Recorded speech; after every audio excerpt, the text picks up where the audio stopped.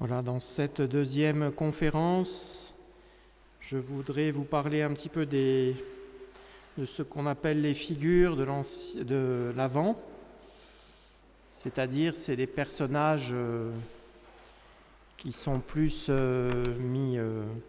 qui sont plus présentés par l'Église, disons, comme des modèles à imiter pour une raison, pour telle vertu ou pour telle raison. Durant le temps de l'Avent. Alors on peut dire qu'il y a d'abord un groupe de personnages qui sont tous des figures de l'Avent, qui sont nombreux. C'est tous ceux qu'on appelle les justes de l'Ancien Testament, c'est-à-dire ceux qui ont eu foi en le Messie futur, vous voyez, et qui ont été sauvés par cette foi, en fin de compte.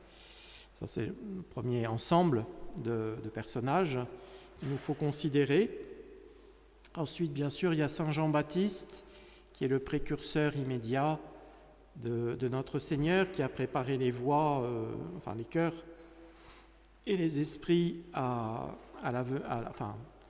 aux âmes de bonne volonté du temps de Saint Jean-Baptiste et de notre Seigneur, pour que ces âmes reçoivent bien notre Seigneur comme il fallait. Et donc, c'est vraiment une figure très importante du temps de l'Avent. Et puis ensuite, bien sûr, il y a la Très Sainte Vierge,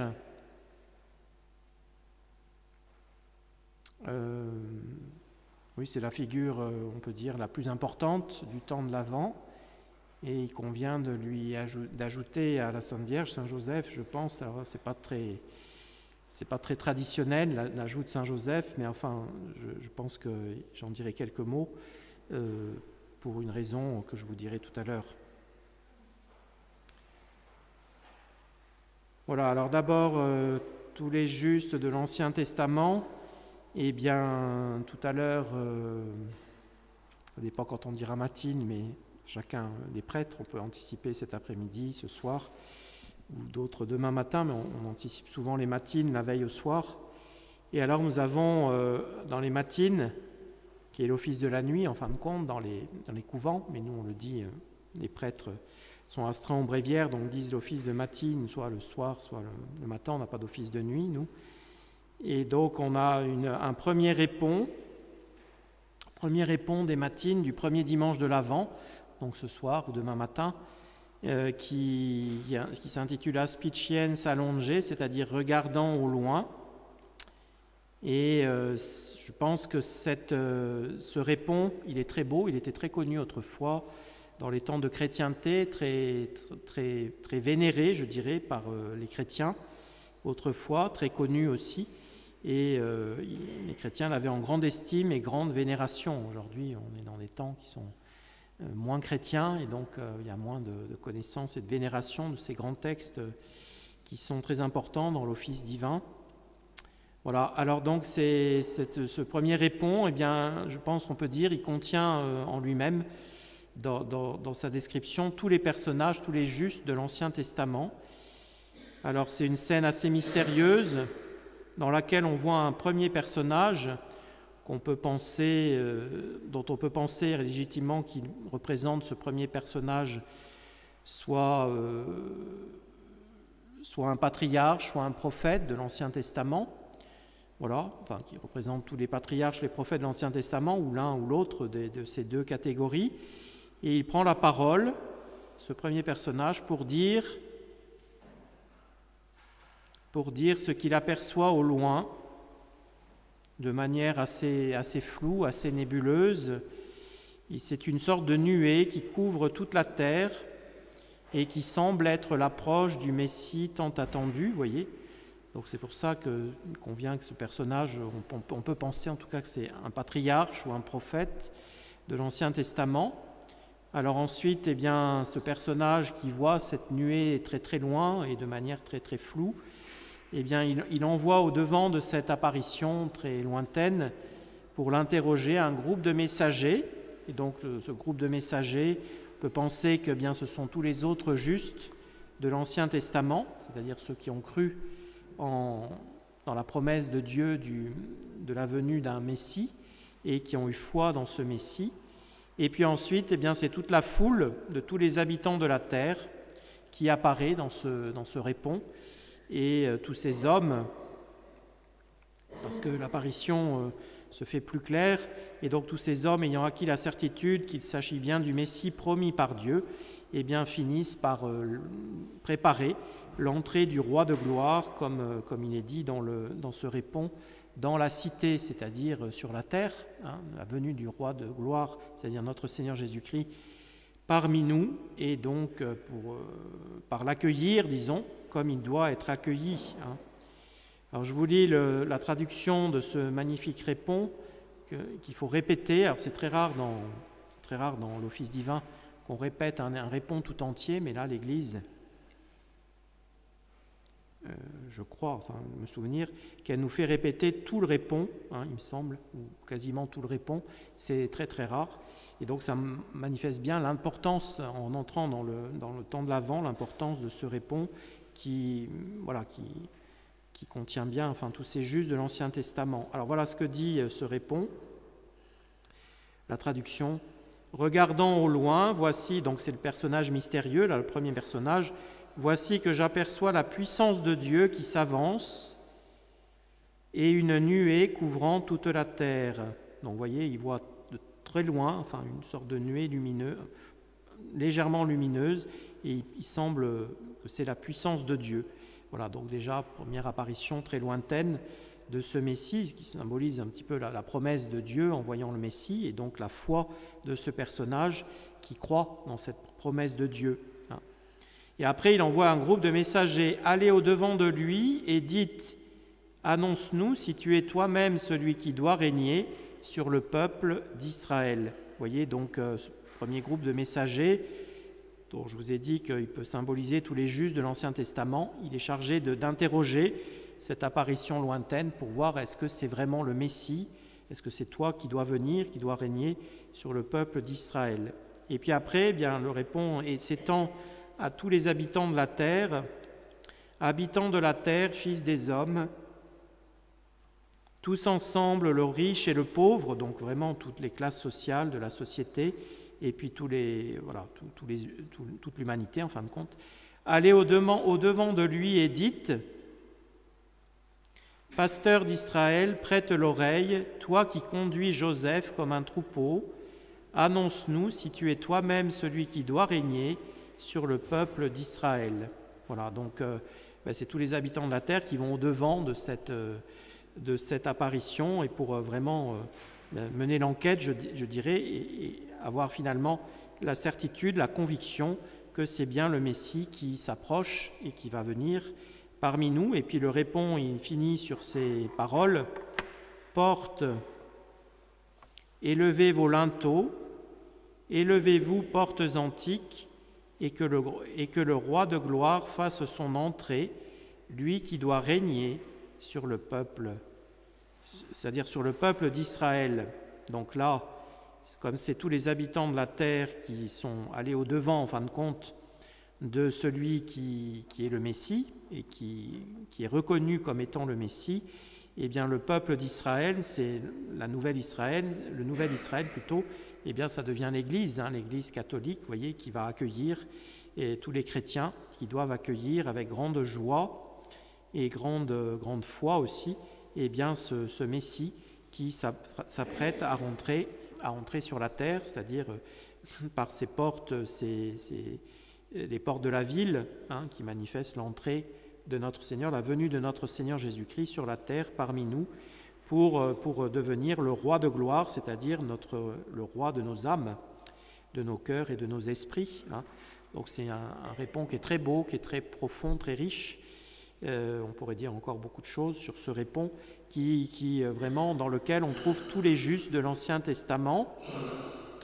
Et donc on voit dans ce répond aussi que ces justes de l'Ancien Testament, eh bien, ils sont pleins d'espérance dans le Messie futur, dans le Messie à venir, et pleins de confiance, et puis que cette confiance, elle se renforce et s'avive de plus en plus au cours de ce premier répond de l'Avent, voilà, qui indique bien la progression de ces deux vertus qui doit se produire aussi dans nos âmes au cours de ce temps de l'Avent, vous voyez.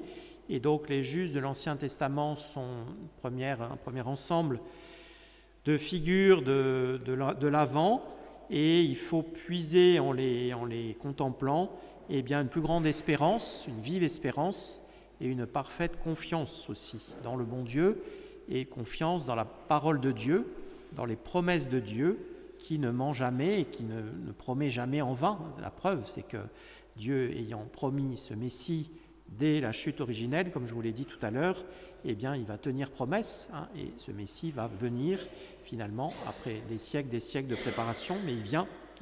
Donc, c'est l'occasion de raviver ces deux grandes vertus importantes qu'on doit pratiquer durant l'Avent, c'est l'espérance chrétienne, et puis la confiance en Dieu, confiance dans les promesses de Dieu, confiance dans la parole de Dieu, et confiance dans la providence de Dieu aussi, qui ne manque jamais, pour ceux qui servent Dieu. Alors tout cela, eh bien, ce sont des vertus très importantes qui caractérisent le temps de l'Avent et dont il faut demander la croissance plutôt à notre Seigneur lui-même et puis au bon Dieu, à Dieu son Père.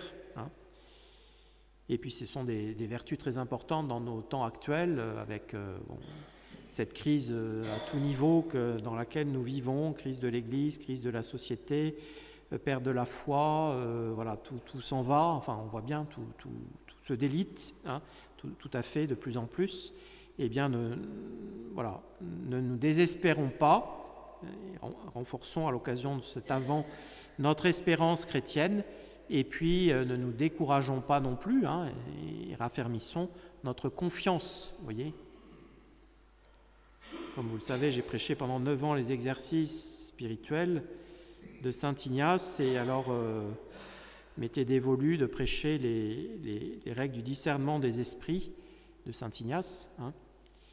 Et alors on voit très bien dans ces règles du discernement des esprits que le démon, enfin Saint Ignace souligne bien que le démon, eh bien, il cherche toujours à atteindre dans une âme chrétienne soit l'espérance par le désespoir, soit la force et la confiance en Dieu par le découragement. C'est toujours comme ça, par là qu'il commence le démon.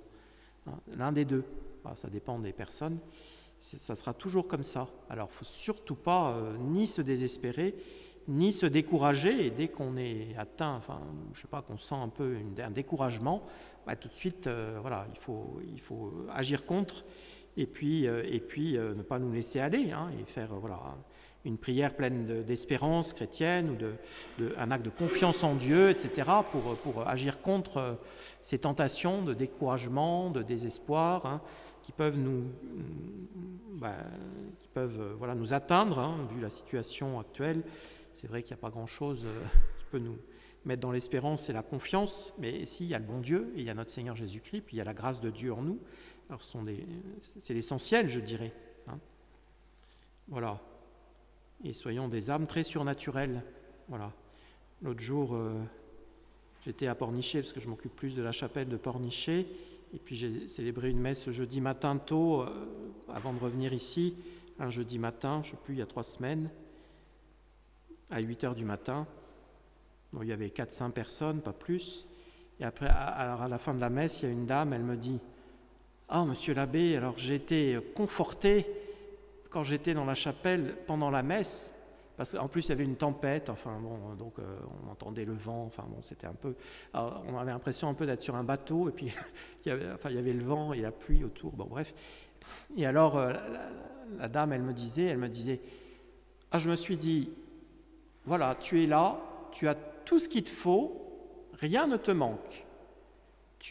Alors elle m'explique, tu as l'autel, notre Seigneur Jésus-Christ dans le tabernacle, le prêtre qui célèbre la messe, ton mari à côté de toi, et puis la foi, l'espérance, la charité, c'est parfait.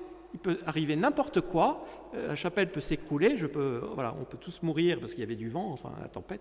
Eh bien, voilà, on est prêt à partir pour le ciel, vous voyez.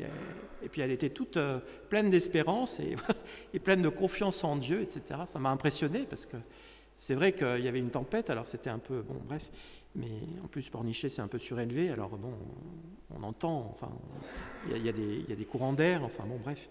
Et donc, voilà, c'est ça, il faut plein d'espérance, plein de confiance en Dieu, et puis, ne pas se décourager, ni se désespérer, voilà. Et puis, le temps de l'Avent, justement, c'est pour raviver, justement, les vertus d'espérance chrétienne et de confiance, Et disons souvent l'acte d'espérance, vous voyez, dans notre situation actuelle qui est difficile, voilà, ne négligeons pas de dire l'acte d'espérance ou bien des prières pleines d'espérance, de confiance en Dieu.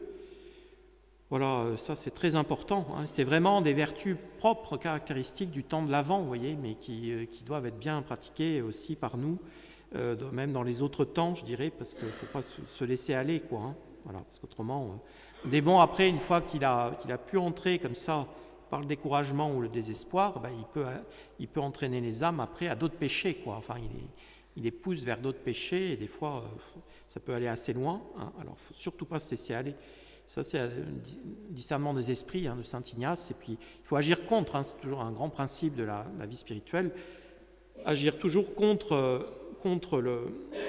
la tentation qui nous est présentée. Donc, en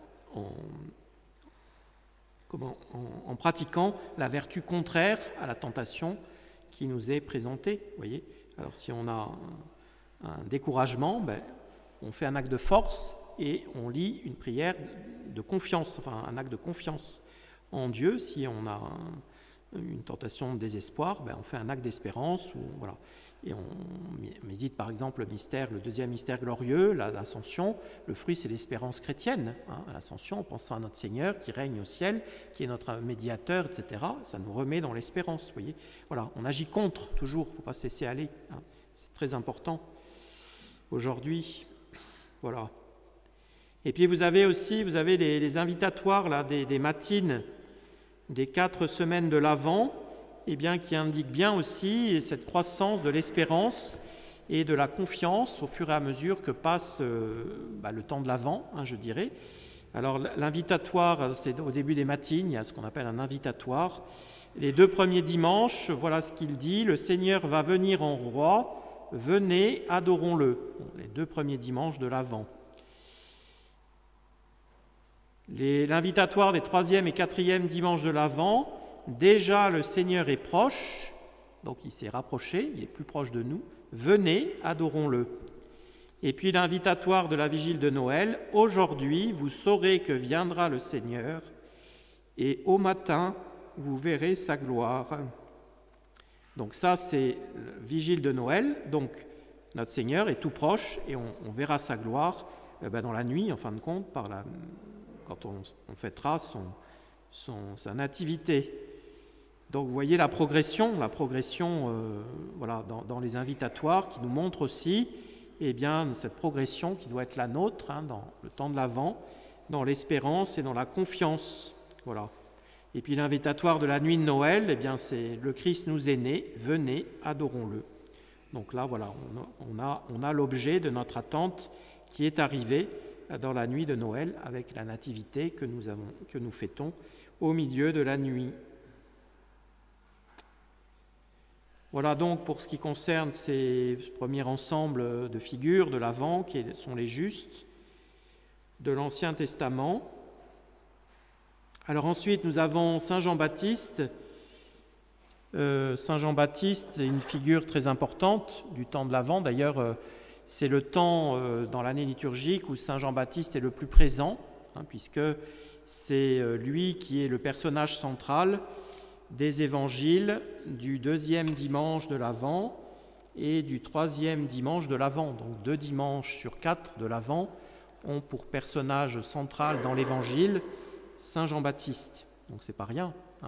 Et Saint Jean-Baptiste, donc il faut beaucoup l'invoquer durant le temps de l'Avent pour qu'il nous aide à préparer justement nos cœurs à cette venue de notre Seigneur, comme il a préparé les cœurs des âmes qui venaient le trouver dans le désert en leur administrant alors ce que l'Écriture sainte appelle le baptême de pénitence. C'est un mot différent du baptême en latin, c'est baptismate, le baptême c'est baptismus, le baptême chrétien c'est baptismus, le baptême de Saint Jean-Baptiste c'est baptismate, parce que ce n'était pas le baptême chrétien, c'était une sorte de signe, un baptême de pénitence, c'est-à-dire que Saint Jean-Baptiste faisait couler de l'eau sur les têtes de ces personnes et pour les pousser à être très généreux dans leur sacrifice, leur pénitence, pour purifier justement leur cœur pour qu'ils acceptent bien ensuite le Messie qui viendrait quelques années plus tard, ou quelques mois plus tard, ça dépend desquels.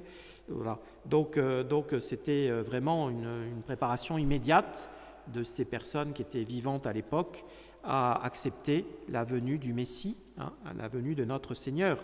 Donc c'est normal que Saint Jean-Baptiste il soit l'objet, il soit une grande figure de l'Avent, très importante, et puis l'objet des évangiles, mais non seulement d'un seul dimanche, mais de 2 dimanches. Alors le deuxième dimanche de l'Avent, qui sera dans 8 jours, eh bien c'est le passage de Saint Matthieu, chapitre 11e. En ce temps-là, Jean, donc Saint Jean-Baptiste, ayant appris dans la prison les œuvres du Christ, envoya 2 de ses disciples lui dire à notre Seigneur, « Êtes-vous celui qui doit venir ou bien est-ce un autre que nous devons attendre ?» Parce que ses disciples se demandaient si notre Seigneur était bien le Messie promis. Alors, Saint Jean-Baptiste savait très bien que notre Seigneur était le Messie promis, mais il envoie ses disciples pour que ses disciples aient confirmation de la bouche même de notre Seigneur qu'il est bien le disciple, le Messie promis, pardon. Alors Jésus leur répondit, « Allez rapporter à Jean ce que vous avez vu et entendu, les aveugles voient, les boiteux marchent, les lépreux sont guéris, les sourds entendent, les morts ressuscitent, la bonne nouvelle est annoncée aux pauvres, et bienheureux celui qui ne se scandalisera pas à mon sujet. » Donc c'est bien lui, parce qu'avec toutes ces œuvres qu'il décrit, qu'il a faites, c'est bien le Messie, il n'y a plus de doute à avoir. Donc il les renvoie vers Saint Jean-Baptiste pour attester devant Saint Jean-Baptiste qu'il est bien le Messie. Et puis après, Jésus va faire un grand éloge de Saint Jean-Baptiste devant la foule. Jésus, une fois qu'il a renvoyé les envoyés de Saint Jean-Baptiste, il les a renvoyés à Saint Jean-Baptiste, il s'adresse à la foule et parla de Jean de cette sorte, donc de Jean-Baptiste. « Qu'êtes-vous allé voir dans le désert un roseau agité par le vent ?»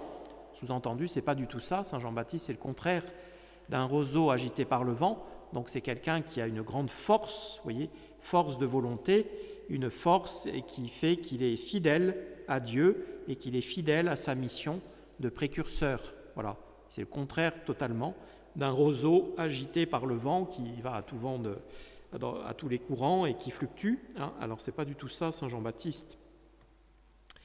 Ensuite, deuxième question, qu'êtes-vous allé voir au désert? Un homme vêtu avec mollesse, mais voici que ceux qui s'habillent de la sorte, c'est-à-dire qui s'habillent avec des étoffes très riches et de manière somptueuse, et puis pour être à l'aise dans leurs habits, etc., eh bien ceux qui s'habillent de la sorte habitent dans les maisons des rois, dans les palais des rois. Donc Saint Jean-Baptiste, ce n'est pas du tout celui-là. Saint Jean-Baptiste, sous-entendu, c'est quelqu'un qui est pauvre, qui vit pauvrement, et qui prêche la pauvreté finalement. Et pour accueillir le Messie, eh bien, c'est ces dispositions qu'il faut avoir. Donc cette conviction forte que notre Seigneur est bien le Messie, promis par Dieu. Et puis deuxièmement, eh bien, cette pauvreté, ce détachement, cette pauvreté, des biens matériels, mais qui est le gage ainsi de la pauvreté spirituelle, c'est-à-dire du détachement de soi-même en esprit, c'est ça la pauvreté spirituelle. Et donc Saint Jean-Baptiste nous est présenté par notre Seigneur ainsi, vous voyez, avec ces 2 grandes vertus. Et puis ensuite il termine, qu'êtes-vous donc allé voir? Un prophète? Oui, je vous le déclare, et plus qu'un prophète, car c'est de lui qu'il est écrit, voici que j'envoie devant toi mon messager qui préparera la voie devant toi.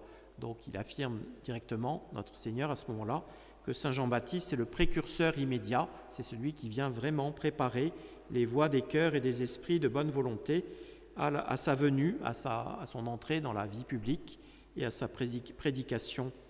Voilà. Donc ça, c'est l'évangile du 2e dimanche, vous voyez, Saint Jean-Baptiste. Et puis, 3e dimanche, ce qui ressort dans cet évangile, c'est le chapitre évangile de Saint Jean, chapitre 1er.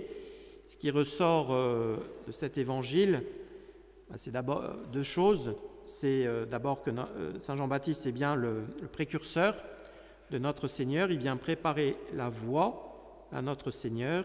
Et puis deuxièmement, l'humilité profonde de saint Jean-Baptiste. En ce temps-là, donc l'évangile de la troisième dimanche de l'Avent, en ce temps-là, les Juifs envoyèrent de Jérusalem vers Jean-Baptiste, des prêtres et des Lévites pour lui demander « Qui êtes-vous » Il le confessa et il ne le nia pas. Il confessa qu'il n'était point le Christ. Donc il va dire la vérité à ses envoyés des Juifs. Il n'est pas celui qui doit venir, comme le Messie. Il n'est pas le Christ. Voilà. Et c'est ça l'humilité, c'est de reconnaître avec vérité, la vérité, je dirais, de dire toujours la vérité sur soi-même, sur notre mission, sur sa place, etc. Ne pas tromper les gens. Et l'humilité pousse toujours à la vérité, il pousse toujours à dire les choses vraies et à se mettre dans la vérité soi-même. Alors saint Jean-Baptiste, c'est exactement ça ici.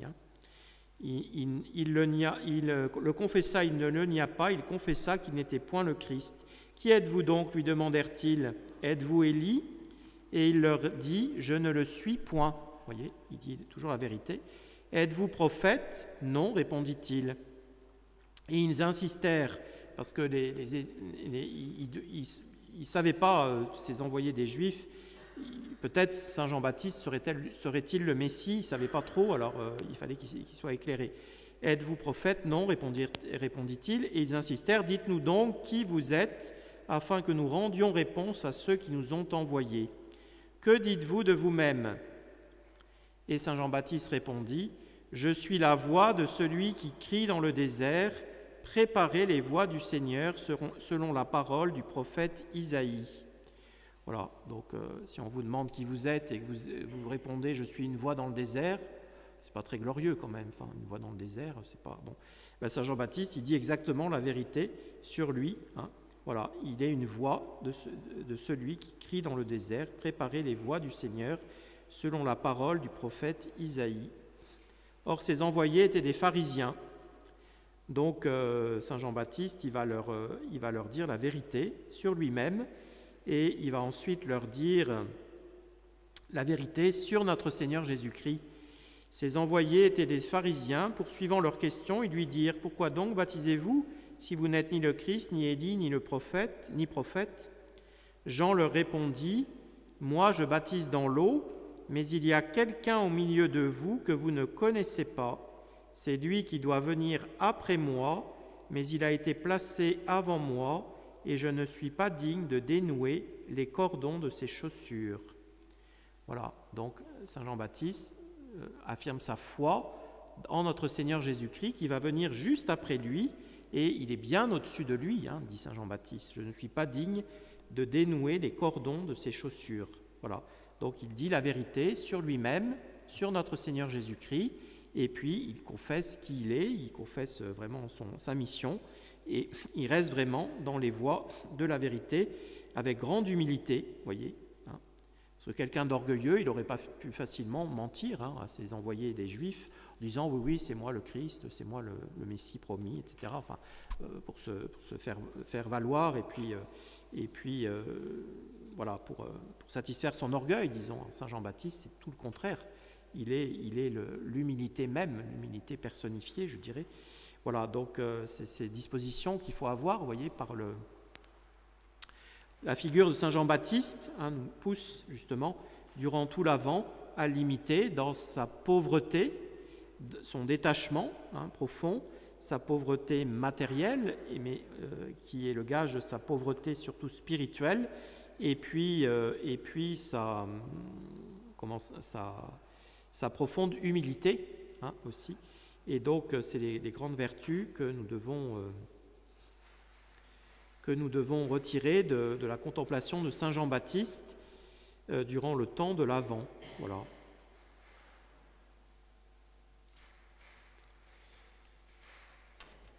Alors, comme vous le savez, saint Jean-Baptiste a 2 fêtes dans l'année, puisqu'il a été sanctifié dès le sein maternel, au moment de la visitation. L'enfant a tressailli dans le sein de sainte Élisabeth, elle a senti, elle a été éclairée par le Saint-Esprit pour reconnaître en Notre-Dame la mère du Seigneur, et puis dans le petit enfant qu'elle attendait, le Seigneur lui-même. Et donc il a été sanctifié dès le sein maternel, Et donc Saint Jean-Baptiste, il a une fête en l'honneur de sa nativité, puisqu'il est né saint, en fin de compte. Comme deux autres personnages seulement, notre Seigneur Jésus-Christ et la Sainte Vierge. Voilà, c'est les trois seules personnes dont la liturgie fête la nativité corporelle à la date anniversaire de leur nativité. Donc notre Seigneur à Noël le 25 décembre, Notre-Dame le 8 septembre, parce que Notre-Dame est née immaculée, hein, bien sûr, toute pure, toute sainte, sanctifiée, toute immaculée dès sa conception. Et je vous rappelle d'ailleurs que, moi je suis angevin, donc je suis très attaché à cette demande, cette demande de la Sainte Vierge, mais que l'origine de la fête de la Nativité et l'Anjou, c'est Notre-Dame du Marilé, apparaissant au grand évêque d'Angers, Saint Morille, en 430 ou 429, pour lui demander expressément, alors c'est pas loin d'ici, hein, le Marilé, c'est près de Saint-Florent-le-Vieil, pour lui demander une fête, d'établir dans son diocèse une fête en l'honneur de sa nativité. Voilà. Et cette fête a été établie tout de suite dans le diocèse d'Angers par Saint Morille, et de là elle a gagné les diocèses autour, ensuite toute la France, et de là elle est partie à Rome, et puis Rome l'a établie comme fête dans l'Église universelle, cette fête de la Nativité de la Sainte Vierge du 8 septembre. Voilà. Donc l'origine, c'est l'apparition, Notre-Dame du Marilé. Je ne sais pas si vous connaissez, c'est pas loin, hein, c'est pas loin d'ici.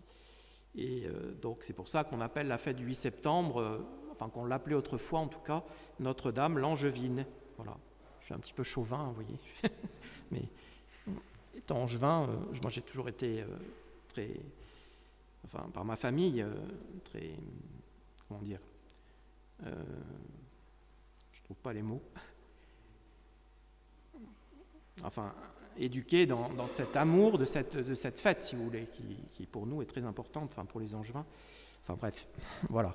Donc tout ça, c'est très beau. Et puis la fête de la Nativité de Saint Jean-Baptiste, eh bien c'est le 24 juin.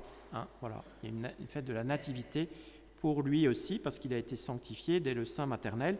Et puis la décollation de Saint Jean-Baptiste, donc la fête de la Nativité, c'est en blanc, la fête de la Nativité de Saint Jean-Baptiste, et la fête de la décollation de Saint Jean-Baptiste, qu'il est mort martyr. Vous savez, avec l'épisode, là, la tête apportée sur un plateau par...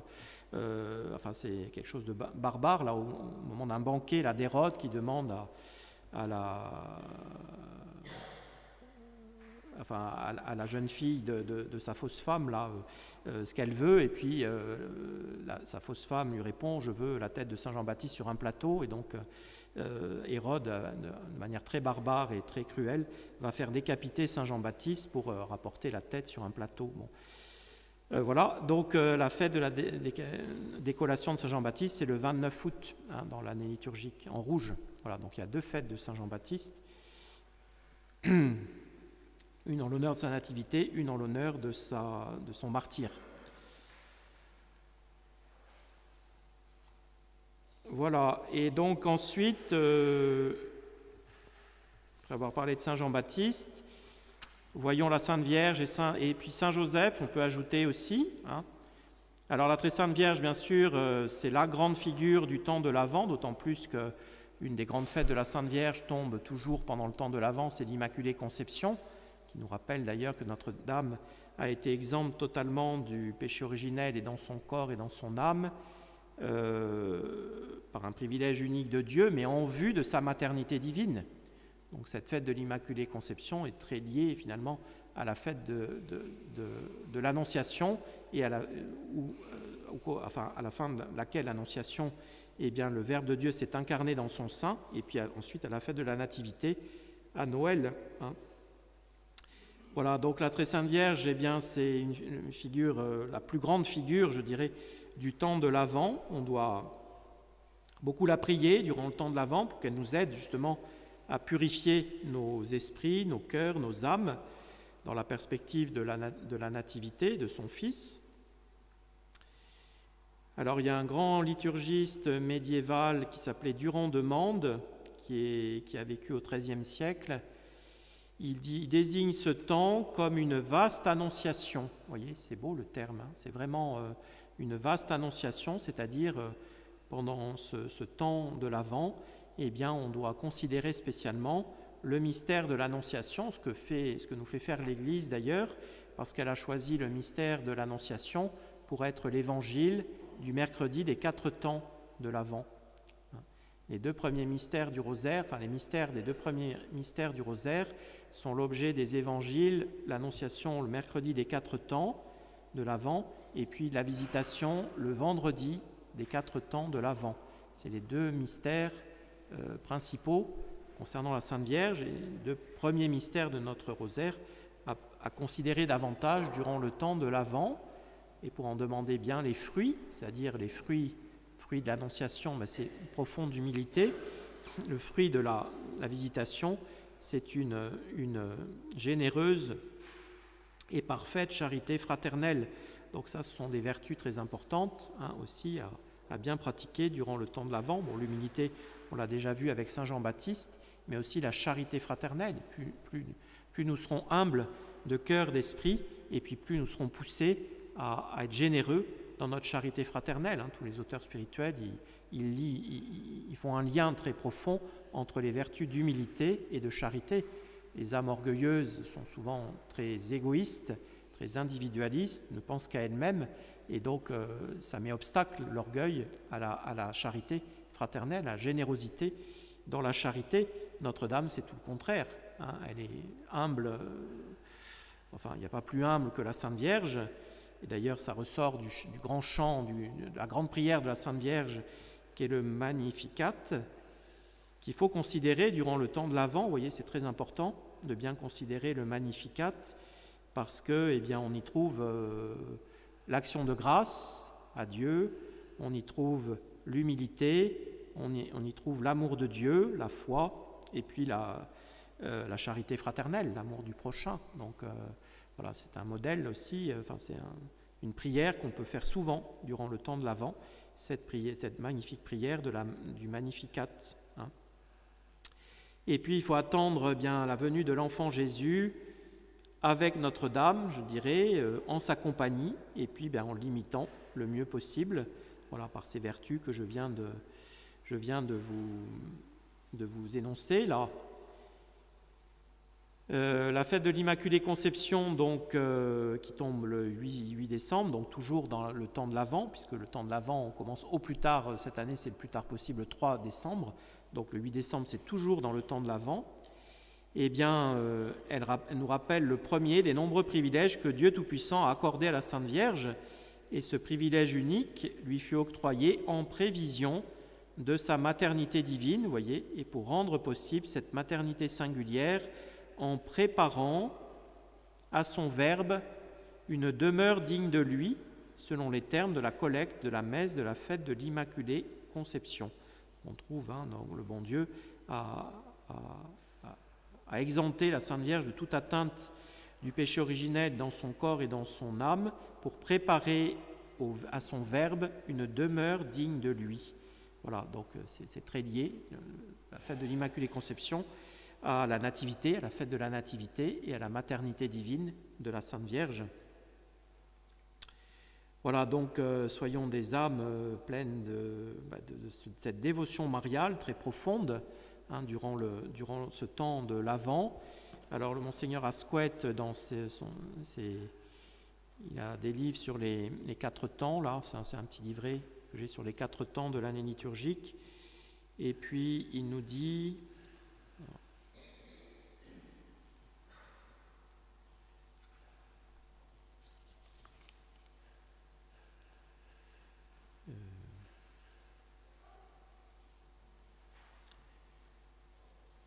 Voilà, l'Avent est le temps où l'on s'apprête à fêter la naissance de celui qui est venu réparer la tâche originelle, le péché d'Adam.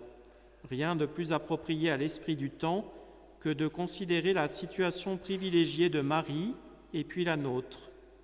Mais il y a mieux encore, l'Avent est avec le temps de Noël le vrai mois de Marie officiel, liturgique, célébré depuis des siècles par l'Église.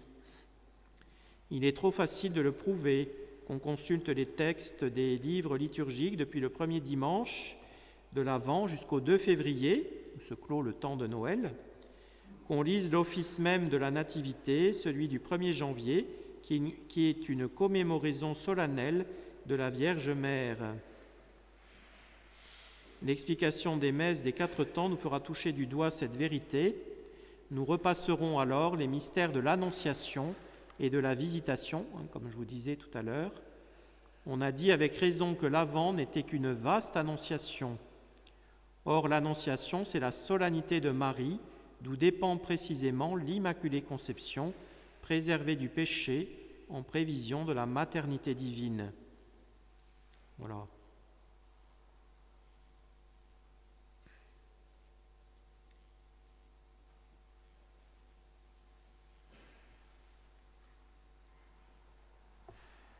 Voilà, donc c'est un temps éminemment marial que le temps de l'Avent. Alors soyons bien fidèles, bien sûr, à réciter chaque jour notre chapelet. J'espère que vous êtes bien fidèles. Et puis à bien prier la Très Sainte Vierge. Et puis je dirais un mot aussi de Saint Joseph, parce que Saint Joseph, eh bien, il a son importance, bien sûr, dans la vie de notre Seigneur. Il a été le père nourricier de notre Seigneur. Il a tenu la place de Dieu le Père auprès de l'enfant Jésus et de Jésus adolescent, comme le dit la préface de Saint Joseph, Paterna Vice Custodiret, c'est-à-dire il a eu cette mission de garder, de préserver et d'éduquer l'enfant Jésus à la place de Dieu le Père et au nom de Dieu le Père. Donc c'est une mission très haute, je dirais, qui nécessitait un homme d'une vertu extraordinaire, de vertus extraordinaires. Et Saint Joseph, il a quand même aussi sa place, c'est très peu souvent souligné, je trouve, dans l'Avent, à la toute fin de l'Avent, c'est-à-dire c'est... Attendez.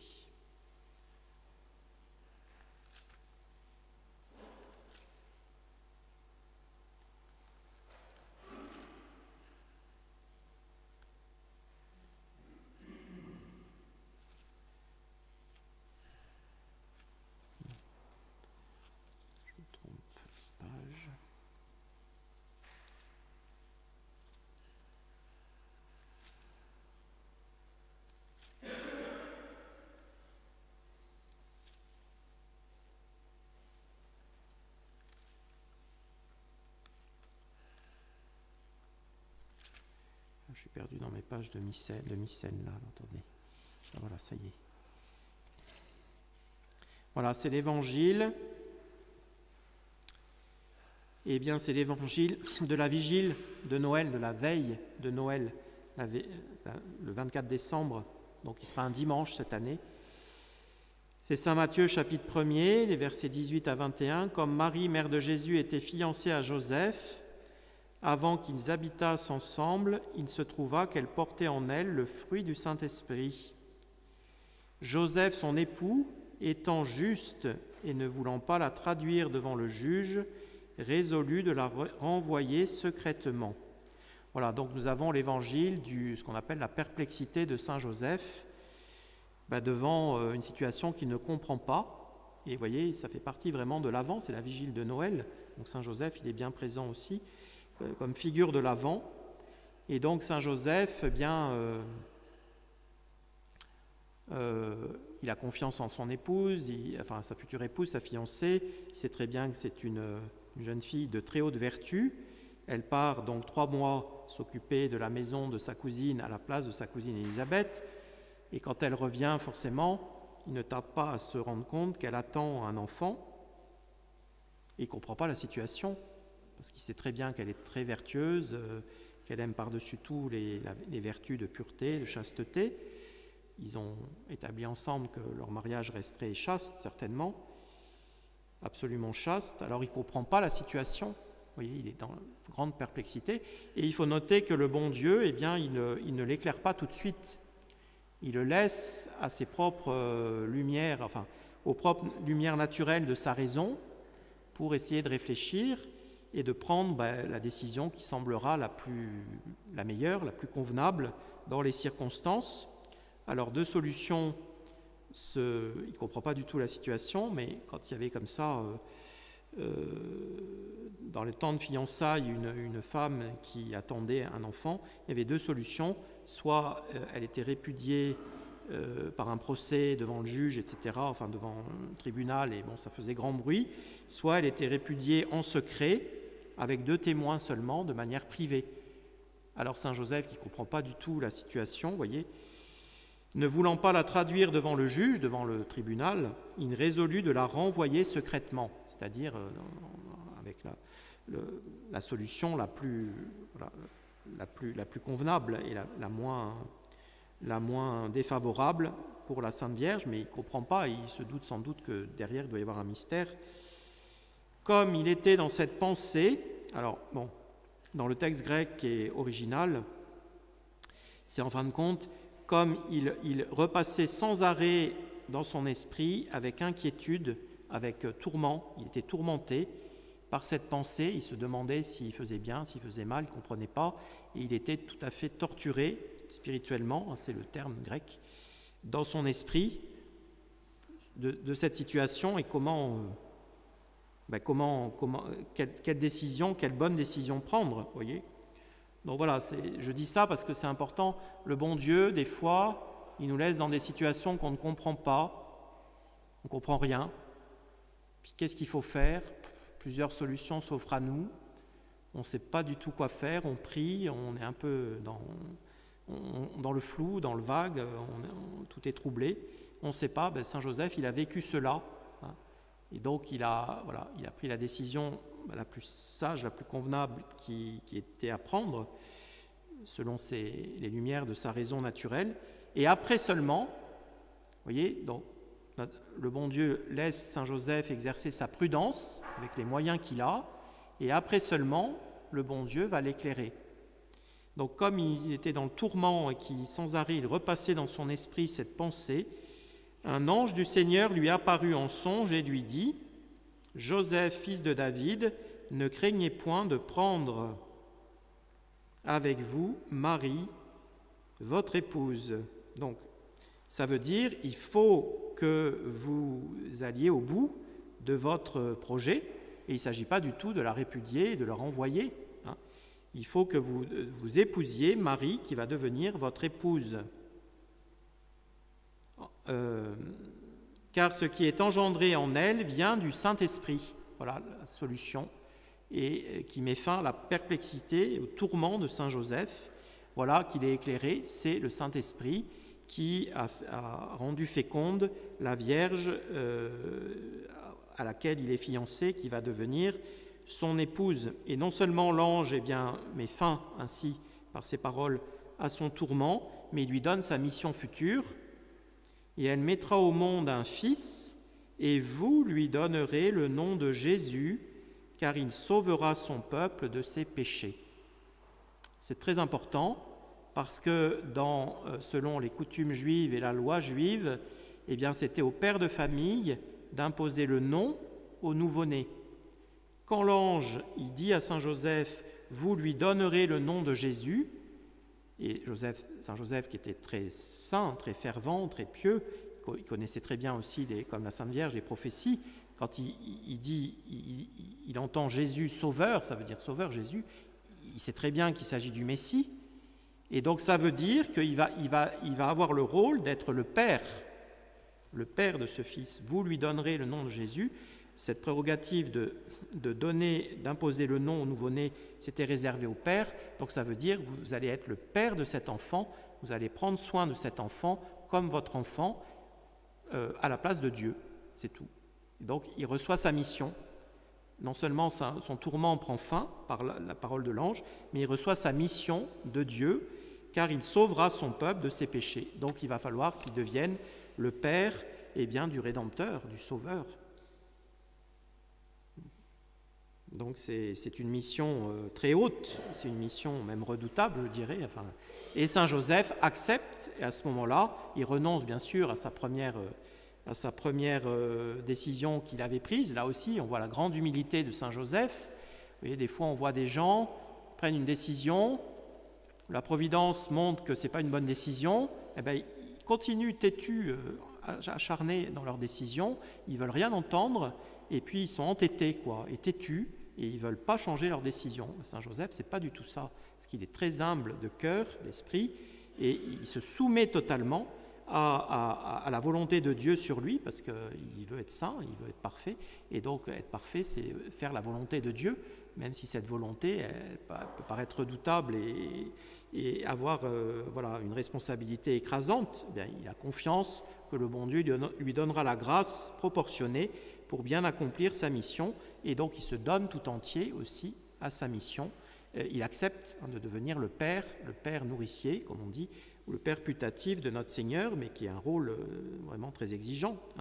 Et donc Saint Joseph, on peut bien le prier aussi durant tout le temps de l'Avent. Vous voyez, il est vraiment présent juste à la fin de l'Avent. C'est l'évangile que je viens de vous lire, c'est l'évangile de la vigile de Noël, la veille de Noël, le 24 décembre, où est quand même bien mise en valeur et magnifiée la personne, la figure de Saint Joseph. Donc on peut vraiment bien le prier aussi pour qu'il nous aide à préparer nos cœurs, nos esprits à cette grande fête de la Nativité, avec la très Sainte Vierge bien sûr, et on s'accompagne de toute façon, quand on prie la Sainte Vierge, normalement on prie aussi Saint Joseph.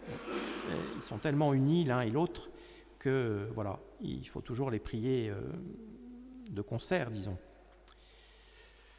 Voilà donc ce que je voulais vous dire pour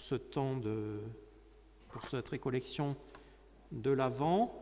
Alors soyons bien, mettons à profit vraiment ce temps de l'Avent pour bien nous préparer spirituellement, bien regretter aussi nos péchés, préparer bien une bonne confession que nous ferons avec grande contrition, parfaite contrition. Cette confession, par exemple, aussi, ça peut être une confession de l'année passée, surtout pour ceux qui n'ont peut-être pas fait de retraite spirituelle, profitez pour faire le bilan de toute l'année liturgique qui vient de finir, qui finit maintenant, là, cet après-midi, et puis pour prendre des bonnes résolutions, faire une bonne confession, prendre des bonnes résolutions pour repartir sur une nouvelle année liturgique avec l'élan que donne toujours cet esprit et ce temps de l'Avent qui est très beau, et pour qu'ainsi nous préparions bien nos cœurs à l'avènement de notre Seigneur dans la nuit de Noël qui vient parmi nous comme tout petit enfant, très humble, mais qui est un ami plein d'amour et plein de tendresse, comme le dit Pierre de Blois, je vous ai lu tout à l'heure. Et pour finir, je vous lirai juste la 9e et dernière antienne des matines de tous les dimanches de l'Avent, parce que je trouve que dans cette antienne, il y a tout l'esprit de l'Avent qui est vraiment très bien résumé. Voilà ce que nous dit cette antienne. Dans la perspective de l'avènement du Roi suprême, c'est-à-dire de l'enfant Jésus, qui vient nous visiter à Noël, mais derrière aussi, il peut y avoir l'avènement de notre Seigneur comme juge à la fin du monde aussi, comme je vous l'ai expliqué, que les cœurs des hommes se purifient afin que nous marchions tous dignement à sa rencontre, car voici qu'il vient et il ne tardera pas.